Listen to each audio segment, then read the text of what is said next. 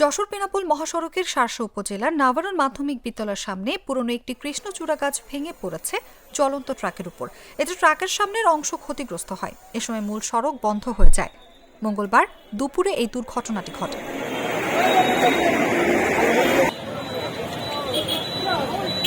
এ ঘটনায় ট্রাকটির চালক ও একজন ভ্যান চালক আহত হয়েছেন।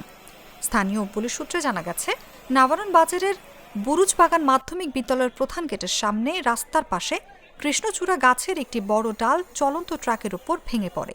এতে ট্রাকের সামনের অংশ ক্ষতিগ্রস্ত হয় এবং চালক আহত হন। এ ঘটনায় একজন ভ্যান চালকও আহত হয়েছেন।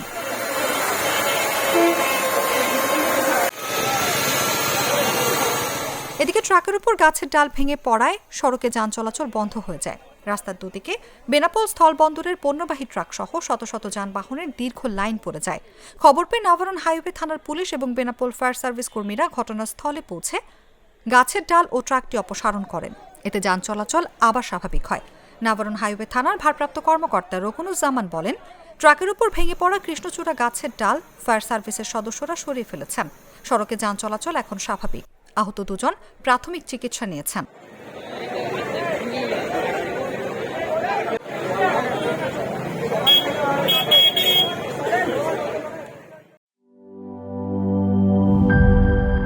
সানবিট সব দিবে সামাল।